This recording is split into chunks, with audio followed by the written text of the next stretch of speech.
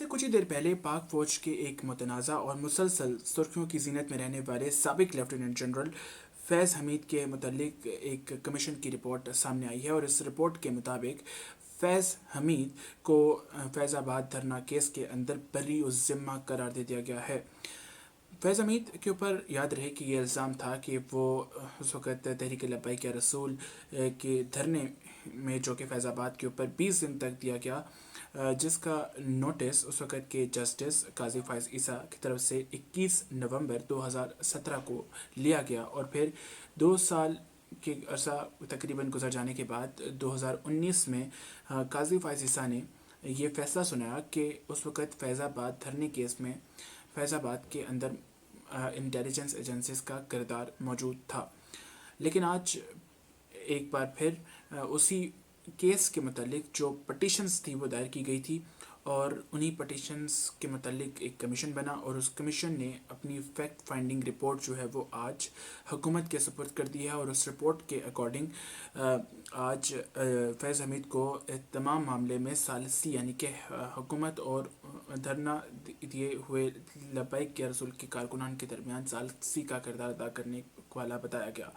उस वक़्त फैज़ाबाद में 277 से के करीब लोग पुलिस और कांस्टेबलरी जो ऑफिशल्स थे पुलिस के वो इसमें ज़ख्मी हुए थे, जबकि 7 लोग जो थे वो रावलपिंडी में अपनी जान के से हाथों बैठे थे।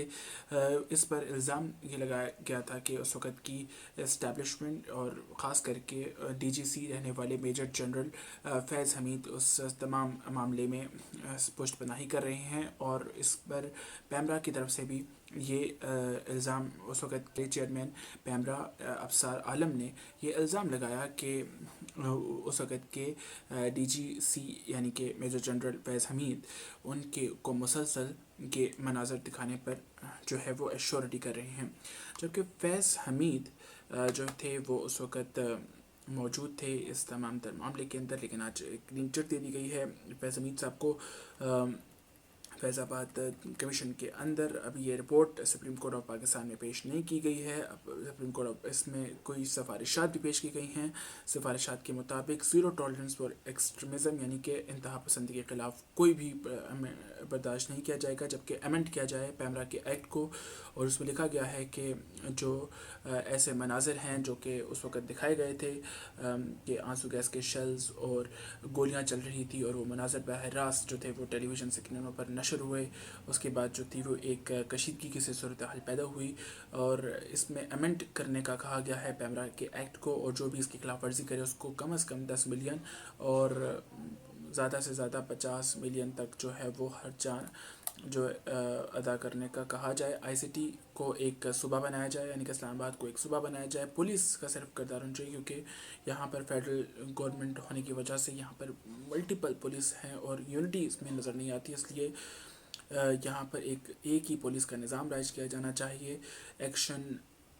अगेंस्ट प्रोटेस्टर का जो इख्तियार है वो सिर्फ इस्लामाबाद पुलिस को होना चाहिए। सोशल मीडिया के ऊपर एक सख्त एक्शन लेना चाहिए। No involvement of army agencies in public matters, जबकि एक्शन अगेंस्ट पंजाब गवर्नमेंट यानी कि पंजाब गवर्नमेंट के ऊपर भी इल्ज़ाम लगाया जा रहा है कि उसने उस वक़्त की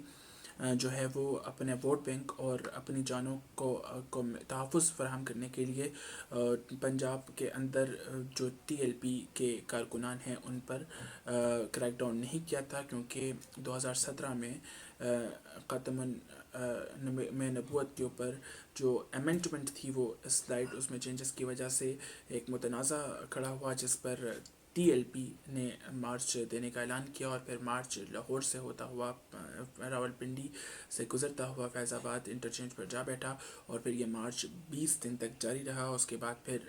फैज़ हमीद और उस वक़्त के जो पैरामिलिट्री फोर्सेस की मुदाखलत की वजह से दोनों फ़रीक़ैन के दरमियान एक माहिदा तय पाया और उसके बाद फिर जो मुज़ाहिरीन थे वो मुंतशिर हुए। Report chief justice of Pakistan justice Qazi Faez Isa के सामने जब पेश की जाएगी तो वो इस पर क्या फ़ैसला सुनाएंगे, अभी फ़ैसला आना बाकी है।